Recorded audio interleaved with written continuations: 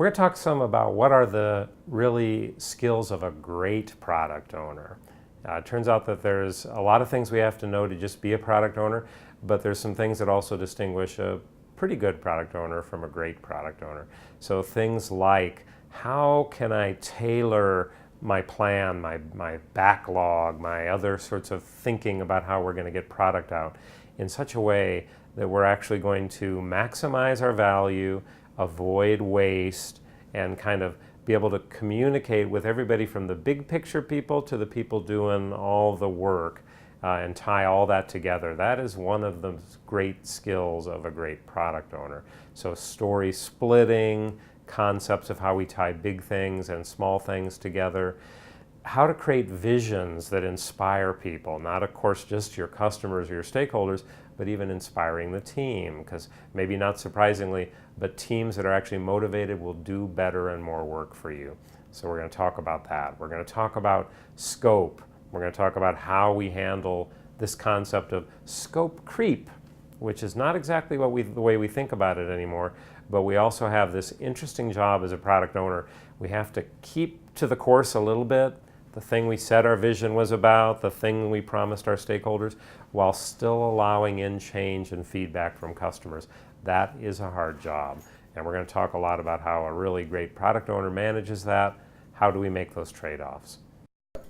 As a product owner, you're going to be dealing with a lot of people. You're going to be dealing with, we think, usually live customers, I hope, with internal stakeholders. Stakeholders are broadly defined. That can be, of course, your leadership, marketing people, sales people, lots of different kinds of people.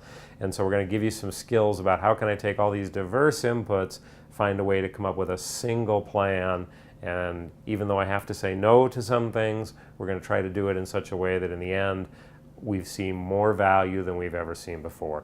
There's really good news here in Agile. Why, once we get even the basics of this going, studies suggest that you're going to see at least 30–40% higher productivity out of just a few key skills we can teach you here about how to focus on the right work. And the potential is there for a lot more than that. So you're going to learn how to work together with everybody. You're going to learn how to deliver great value to customers. You're going to become a hero in your organization. And potentially maybe you'll become part of that leadership. So we're going to give you the tools, the skills you need, and the rest of it's going to be up to you. As a product owner, you own the concept of a vision, some way of creating inspiration, alignment, all the way from customers through stakeholders through implementers. So we're going to give you some skills and some different concrete approaches to how to create a vision, how to get people enrolled in a vision, how to take that to the next step, perhaps create roadmaps. We're going to talk about why a roadmap, even though you probably know what a roadmap is much more important than Agile than it used to be. How we can still do forecasts to a certain degree into the future, and yet how we have to manage that against this continual process, feedback, change, and how to sort of manage that. And I'm going to say how to finesse that journey between sticking to a plan and taking the change in and dealing with it. And those are all hard skills. We're going to practice them. We're going to find the way to create that best possible product together. So when you get back in the real world, what are we doing as a product owner? You have a busy life. As a product owner, you're talking to a really diverse set of people. You're out there talking to customers. You are talking to stakeholders. You are having to spend time with your development team. So we're going to make sure you know what you need to do to go out there, create the highest possible value. How can you even measure that value?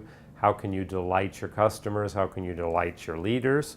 Those are the kind of skills we think you're going to take away here.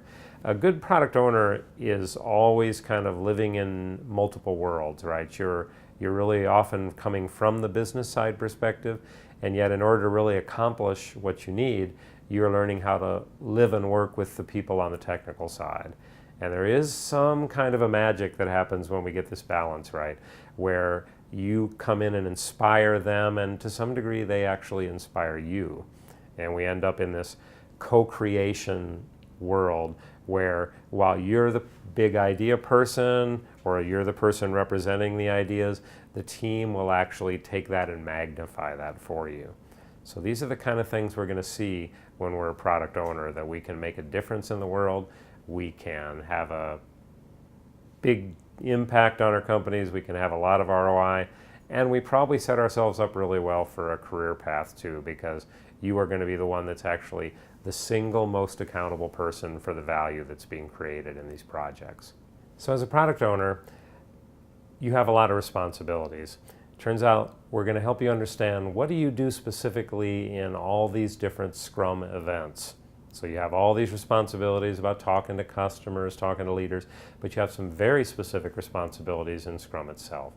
So it's sometimes a surprise to many people, but one of your jobs is to be perhaps the key speaker in this thing we call the sprint review, or what you may have heard called the demo.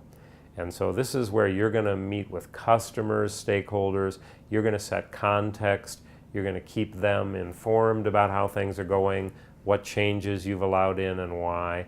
So we're going to teach you how to handle that meeting, which can be a very interesting meeting. And then that meeting is followed by the meeting we call the retrospective. We used to teach that maybe product owners weren't welcome at the retrospective. We really don't say that anymore. So you may well be in this meeting, most sprints, with your development team, and the goal is to talk about process. What's working about our process, what's not working about our process. We don't expect you to be the perfect product owner the day you walk out of class. And so one of the really nice things about Scrum is we have this built-in improvement cycle. So we'll talk about what your role is in that improvement meeting. We'll talk about how maybe even now you're involved in a way in things like the daily stand-up or the daily Scrum. There used to be some stricter rules about that. Some of those rules are maybe a little bit more flexible than you might have heard. So we'll talk about your role there. You have a big job in the thing we call sprint planning. Sprint planning is where we do this final thing with the development team as we're about to kick off the sprint. You revisit one last time with them. What are you asking them to do? What remaining questions do they have? What are you trying to get done? You're going to try to have an idea of a goal, an objective for the sprint. So we're going to teach you how to come up with that, how to inspire the team with that. And then the team is going to go and break this into some technical things. They're going to come back and tell you what they can and can't do. And we're going to teach you that this is not a black and white relationship. This is not a you say, they do. It's going to be a negotiation, a conversation. So we're going to teach you about how to really do Agile well.